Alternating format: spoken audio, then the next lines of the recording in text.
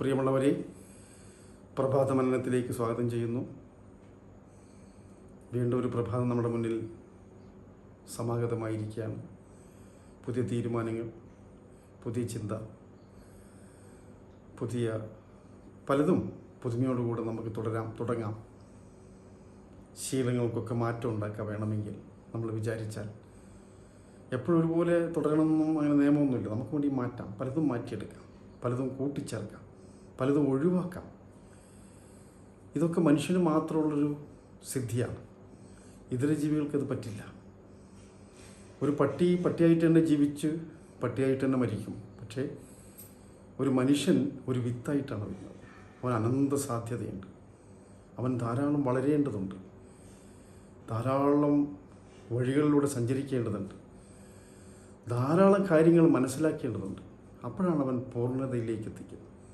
ഒരു വടവൃക്ഷം പോലെ ധാരാളം പൂക്കളെ പുഷ്പിപ്പിച്ചുകൊണ്ട്, ധാരാളം വിത്തുകൾ ലോകത്തിന് സമ്മാനിച്ചുകൊണ്ട് അതില്ലാതാണ്. ഇതാണ് മനുഷ്യൻ, ഇതാണ് മനുഷ്യൻ്റെ സാധ്യത. ഇതര ജീവികൾക്കതില്ല. ആനയായിട്ട് തന്നെ ജനിക്കുന്നു, ആനയായിട്ട് തന്നെ മരിക്കുന്നു. അതിന് വേറെ സാഹിത്യം സൃഷ്ടിക്കുവാനോ ഒരു സംഗീതം സൃഷ്ടിക്കുവാനോ ഒന്നും തന്നെ അതിന് കഴിയില്ല. അതിന് ആവശ്യമില്ല. ഭക്ഷണം, മൈഥുനം, നിദ്ര, ഇത് 3 കാര്യമേ അവർക്ക്. മനുഷ്യൻ അങ്ങനെയില്ല. ധാരാളം കാര്യങ്ങൾ അവന് പങ്കുവയ്ക്കേണ്ടതുണ്ട്, കണ്ടെത്തേണ്ടതുണ്ട്. അതുകൊണ്ട് തന്നെ രാമകൃഷ്ണദേവൻ പറയുന്നു, ബന്ധജീവൻ മുക്തജീവൻ. അതിലൊരു ഉദാഹരണം പറയുന്നത്, അദ്ദേഹം കടലിൽ മത്സ്യത്തിന് വലയെറിഞ്ഞു കഴിഞ്ഞാൽ ആ വലക്കകത്ത് കുറേ മത്സ്യങ്ങൾ അറിയാതെ പെട്ടുപോകും. അവരറിയുന്നില്ല, ഞാൻ ഏതാനും നിമിഷം കൊണ്ട് പിടിക്കപ്പെടുകയാണ്. ആർക്കും അറിയില്ല. ജീവിതം അങ്ങനെയാണല്ലോ, ആർക്കും നിശ്ചയിക്കാനൊന്നും പറ്റില്ല. എവിടെ വെച്ചാണ് പിടിക്കപ്പെടുക ഒന്നും പറയാൻ പറ്റില്ല. ആ മത്സ്യം അറിയില്ല. അത് സ്വതന്ത്രമായി നീന്തി കളിക്കുകയായിരുന്നു, മതി മറന്നുകൊണ്ട്, ആ വെള്ളത്തെ മറന്നുകൊണ്ട്. അതാണ് അങ്ങനെ ഇരിക്കുമ്പോഴാണ് വല വന്ന് വീഴുന്നത്. ഇതിലെ അകത്ത് ധാരാളം മത്സ്യങ്ങൾ പെട്ടുപോവുകയും അതിൽ ചില മത്സ്യങ്ങൾക്ക് ചില സൂചന കിട്ടും. താൻ ഒരു തടവറയിൽ അകപ്പെട്ടിരിക്കുകയാണ്, തൻ്റെ ജീവൻ നഷ്ടപ്പെടാൻ പോവുകയാണ്. അപ്പോൾ അതിനെ രക്ഷപ്പെടാനുള്ളൊരു കുതിച്ചു ചാട്ടമുണ്ട്, ജീവൻ മരണ പോരാട്ടം. ചില സമയം ചില മത്സ്യങ്ങൾ ഈ വലയുടെ കണ്ണികൾ മുറിക്കാൻ ശ്രമിക്കും.